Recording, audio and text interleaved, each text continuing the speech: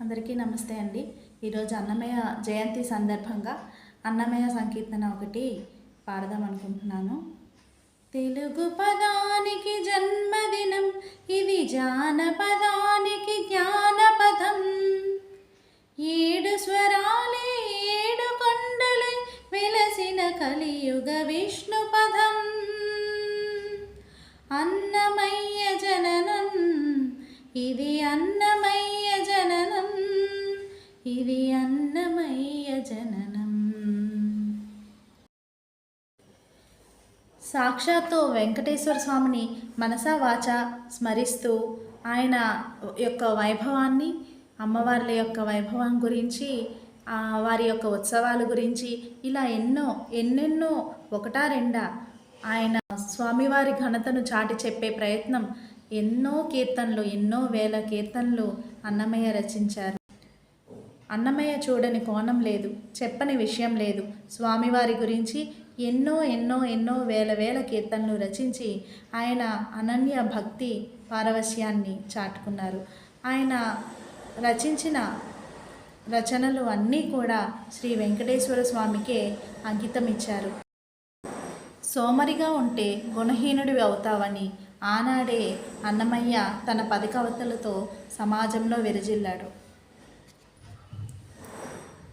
మహినోద్యోగి కావలే మనుజుడైన వాడు సహజీవలే నుండి ఏమీ సాధింపలేడు అంటూ రాసిన అన్నమయ్య సంకీర్తన నేటికి ప్రతి మనిషిలోనూ ఒక కొత్త ఉత్తేజాన్ని నింపుతుంది అనడంలో అతిశయోక్తి లేదు. బ్రహ్మం ఒక్కటే పరబ్రహ్మం ఒక్కటే అనే గొప్ప కీర్తన అర్థం ఏమిటంటే మనుషులంతా సమానమేనని చెప్పే ప్రయత్నం చేశారు అన్నమయ్య. ఆయన వ్యక్తిత్వ వికాస పాఠాలు బోధించిన గొప్ప గురువు అన్నమయ్య.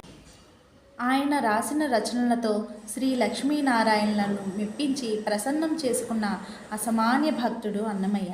తెలుగు భాషలోని మాధుర్యాన్ని చవిచూపించిన మహా గొప్ప భక్తుడు, మహాఘనుడు అన్నమయ్య. వెంకటేశ్వర స్వామి అంటే అన్నమయ్య, అన్నమయ్యను స్మరిస్తే శ్రీ వెంకటేశ్వర స్వామి అనడంలో అతిశయోక్తి లేదండి. అనన్యం, అద్భుతం, అజరామరం, తరాలు మారిన యుగాలు మారిన వెంకటేశ్వర స్వామి ఉన్నంతకాలం శ్రీ అన్నమాచార్యుల స్థానం పదిలంగానే ఉంటుందండి.